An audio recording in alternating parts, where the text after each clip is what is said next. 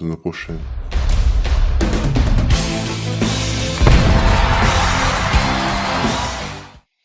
Salut les amis, petite vidéo sur la Coupe des Confédérations avec celui qui se transforme en expert de football dans ses petites heures perdues. C'est bien sûr notre ami John. Salut John. Salut. Alors John, qui sont pour toi les favoris de cette coupe? Ben pour moi, les favoris de cette Coupe des Confédérations sont clairement l'Allemagne, le Portugal et le Chili.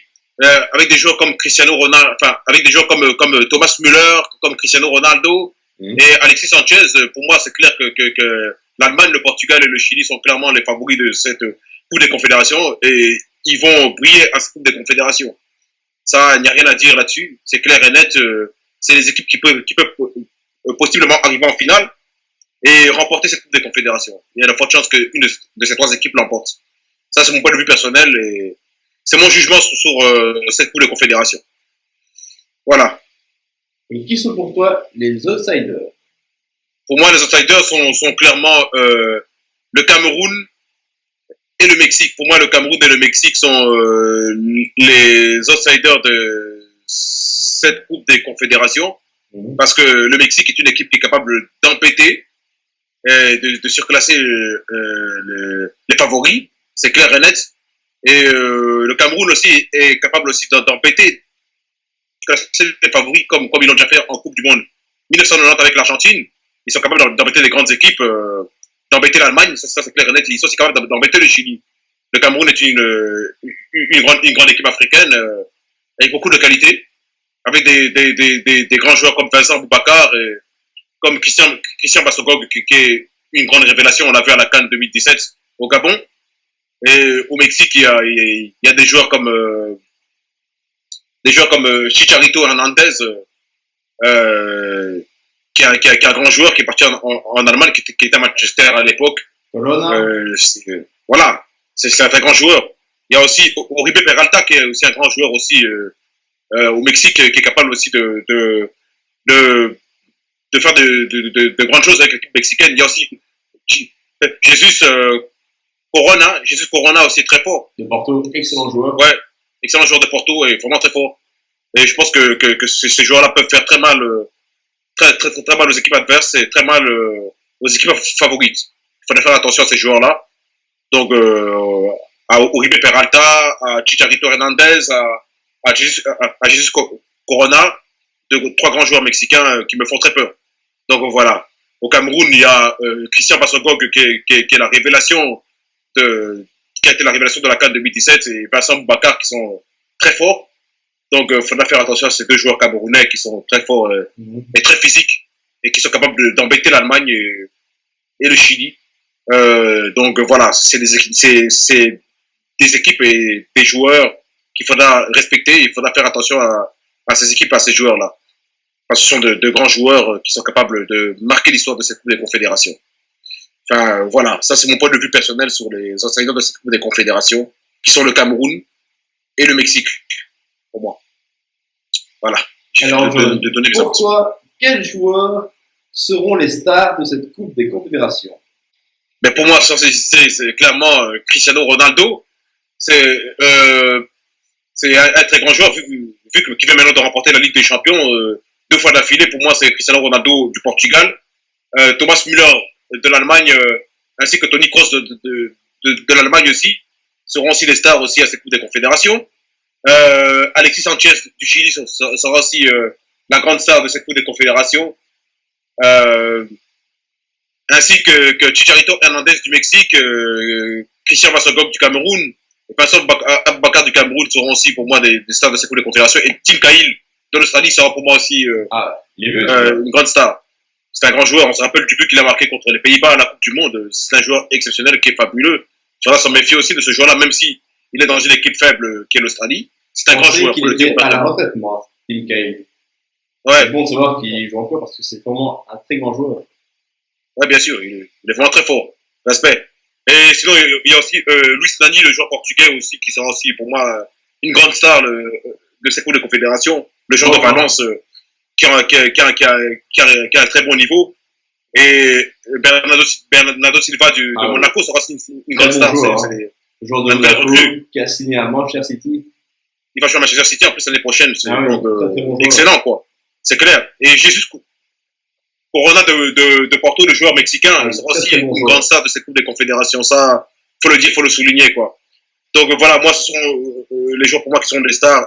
Et il y a encore d'autres joueurs chiliens. Notre ami qui a marqué contre l'Espagne à la Coupe du Monde, Aranguiz. Aranguiz sera aussi une star pour moi. Ah oui, très, très bon joueur. Aranguiz, c'est un très grand joueur. Ah oui. Il est très fort. Et aussi Ça, faut le dire. Arturo Vidal. Ouais, Arturo Vidal, ouais, le joueur du Bayern Munich, pour moi, sera aussi une grande star de cette Coupe des Confédérations. Donc, on va assister à une Coupe des Confédérations très relevée, avec des grands joueurs chiliens, des grands joueurs camerounais, des grands joueurs allemands, et des grands joueurs portugais, des grands joueurs mexicains, et quelques grands joueurs australiens, même si l'Australie n'est pas une grande équipe, il faut le dire ouvertement. C'est une équipe qui est pour moi moyenne, enfin, pour moi, parmi les plus faibles de cette Coupe des Confédérations. Bon, bref, on n'est pas encore à la question. Donc voilà, moi, ça c'est pour moi, ce sont les stars de cette Coupe des Confédérations. Et je suis désolé pour les Russes, je ne dis pas les joueurs russes parce que la Russie, c'est une équipe actuellement qui est très décevante. Donc voilà. Ouais. Voilà. Ils n'ont pas de relève. Hein. Non, il n'y a pas de relève. Je suis déçu de cette équipe russe. On l'a vu à l'Euro. Hein. Oui, l'équipe russe. Pourtant, en 2008, ils avaient une très grosse génération. Souviens-toi. Ouais, bien sûr. Ils avaient une très grosse génération. Avec les Archavin, les Pogrenak, les Zirkov. C'était très fort. Ils étaient chauds. Zirkov. Ah, c'était fort. C'était chaud là. Ah, c'était fort. Ouais. Là, maintenant, je sais pas, l'équipe russe, elle me déçoit. Quand tu vois qu'elle perd contre une équipe de Côte d'Ivoire qui est en reconstruction 2-0 dans un match de préparation pour la Coupe des Confédérations. Marquinhos, comme coach, c'est que tu es vraiment très nul. Hein. Non, je rigole. Ouais. Marquinhos, c'est vraiment un très bon coach. Ce n'est pas le sujet d'aujourd'hui. Ouais, c'est vrai. Soit. Sinon, John, voilà, pour toi, qui va gagner cette Coupe des Confédérations? Ben pour moi, c'est très difficile à dire. Hein. Pour moi, je vois plus sincèrement le Portugal. Pour moi, c'est entre le Portugal et l'Allemagne. Plus le Portugal. Et pourquoi le Portugal ou l'Allemagne? Mais plus le Portugal. Et pourquoi le Portugal et pas l'Allemagne? Pourquoi le Portugal? Tout simplement parce que le Portugal a été plus performant que l'Allemagne à l'Euro 2016 et que la génération portugaise est en train de gagner en maturité. Ils ont passé un cap. Oui. Et ils ont gagné en maturité par rapport à la Coupe du Monde 2014. Et à cet Euro, on a vu qu'ils ont passé un cap. Et c'est une équipe qui est pour moi dans une continuité positive, avec un Cristiano Ronaldo qui est en train d'exploser, qui est dans un moment clé de sa carrière. À 31 ans, il est vraiment dans un moment clé de sa carrière. Il est en grande maturation. Il est en train d'exploser en phase de grande évolution. Donc, et il a envie de bien finir, en fait, de bien finir sa carrière par après, en tentant de remporter la Coupe des Confédérations avec le Portugal pour la première fois pour la première participation du Portugal dans une Coupe des Confédérations et pour un premier titre aussi avec l'équipe nationale. C'est la première participation à la Coupe des Confédérations et étant dans une phase positive et ayant maîtrisé leurs adversaires à l'Euro. Je pense qu'ils pourront opposer une résistance plus que positive contre l'Allemagne. Ah oui. Ça, et en plus, souviens-toi qu'ils ont une revanche à prendre contre les Allemands. Ah oui. À la Coupe du Monde 2014, ils avaient été humiliés par l'Allemagne et par l'arbitrage aussi qui a cassé aussi un peu leur jeu aussi contre les Allemands, il faut le dire aussi. L'arbitrage maison, ami Blatter. Voilà, Blatter n'est plus là, on est content aujourd'hui. Parce qu'on se rappelle tout du scandale de corruption dans la FIFA. Voilà, avec les tirages au sort truqués de la Coupe du Monde 2014. Attention, tout le monde le sait. Bref, on va pas revenir là-dessus. Donc voilà, le Portugal a une revanche à prendre contre l'Allemagne et je pense que cette fois-ci, les Portugais, ayant gagné en maturité, peuvent avoir leur revanche contre l'Allemagne. C'est possible. Et je pense qu'ils l'auront s'ils tombent sur les Allemands. Moi, je le vois comme ça. Bien que l'Allemagne soit le grand favori, comme on dit, toujours le grand favori des tournois. Je pense que cette fois-ci, les Portugais ont gagné en maturité. Et en plus, pour l'Euro 2016, tu avais dit Portugal, champion d'Europe. J'avais dit Portugal, champion d'Europe. En finale contre la France. Ce mot que tu portes chance aux Portugais, l'avenir nous le dira. Mais pour toi, quelle équipe parmi les outsiders pourrait créer la surprise? Mais pour moi, sans hésiter, le Mexique ou le Cameroun. Mais plus le Cameroun, parce que le Cameroun a déjà atteint la finale de cette compétition-là, Ah oui. les Camerounais connaissent un peu. Ayant déjà atteint la finale de cette compétition, ils connaissent déjà cette compétition et ils sont capables de rééditer l'exploit. Ils sont capables de créer la surprise comme ils l'ont fait à la Coupe des Confédérations 2003 en battant le Brésil 1-0 avec un super but de Samuel Eto'o. En battant aussi la Turquie, qui avait fini troisième de la Coupe du Monde 2002, la Turquie d'Hakan Şükür, qui était une grande équipe aussi. Donc, je pense Ça, c'est vrai. que le Cameroun La peut belle époque, être hein, une équipe du football. surprise. Ouais, le Cameroun peut être équipe surprise. Pour moi. Ah ouais. Ouais. Attention, c'est au Mexique quand même. Mais le Cameroun, pour moi, peut être l'équipe surprise. Attention au Mexique avec Corona. Corona, ouais, qui est très fort. C'est fort. Ouais. Jesus Corona, c'est vraiment un très très grand joueur. Un joueur très très fort. Chicharito, hein. On a vu son super but contre la République d'Irlande en match amical, en match de préparation contre l'Irlande. Ils ont gagné 3 buts à 1, il a marqué un super but. C'est un monstre ce joueur. Ça, je peux te l'assurer. C'est un monstre. Et voilà. C'est un Très fort. renard des surfaces, comme on dit. Ouais, renard de surface. Faut voir le résumé du match contre l'Irlande. La République d'Irlande en match amical, il a été exceptionnel. Faut le dire ouvertement. Ah ouais. Ouais, super but face à l'Irlande. Un but bien placé. Je pense qu'il est parti en lucarne. C'était un beau but. Ah ouais. Ouais, excellent, un excellent but. Alors moi j'ai un coup de gueule et ça n'a rien à voir avec le sujet.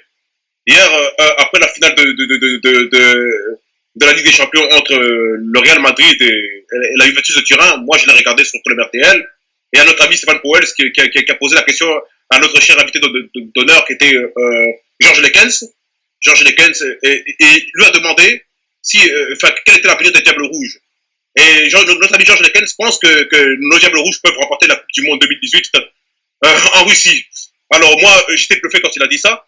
J'aime beaucoup le Diable Rouge, j'aimerais bien qu'on l'emporte, mais sincèrement, je n'y crois pas trop. Quand on voit qu'il n'y a pas de relève dans cette équipe-là, qu'il n'y a pas d'âme, quand on voit nos précédentes prestations contre la Grèce, on ne peut pas beaucoup espérer de cette équipe-là, il faut le dire. Quand on fait 1 avec la Grèce à domicile, j'ai du mal à croire que nos Diables Rouges peuvent remporter la Coupe du Monde.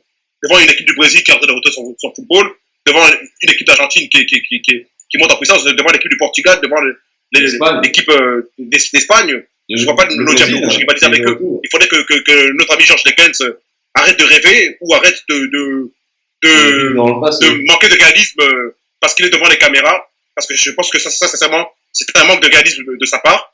Il faut qu'on arrête ça parce que c'est vraiment un manque de réalisme. On a du mal à faire le jeu contre la Grèce. On a du mal à faire le jeu contre la Russie. Et il pense qu'on peut remporter la Coupe du Monde 2018 en Russie. Je pense que c'est un manque de professionnalisme de sa part. Et c'est un manque de réalisme. Ou alors c'est juste qu'il a voulu dire ça pour faire plaisir à tous les supporters naïfs des Diables Rouges qui ne voient pas la réalité. Il a parlé avec le club de supporters et il était invité dans un plateau où il devait donner son avis en tant que spécialiste du football. Mais lui, en fait, il a parlé comme supporter. Et je pense que tu as raison. En fait, il aurait dû prendre du recul et mieux analyser ce qu'il allait dire. Mais on termine par ça. C'était la vidéo sur la Coupe des Confédérations. N'hésitez pas à commenter, à liker et à partager. Restez connectés sur la page La Grande Analyse. De nouvelles vidéos vont arriver très bientôt avec John. Ciao les amis. À bientôt. Ciao les amis, à bientôt.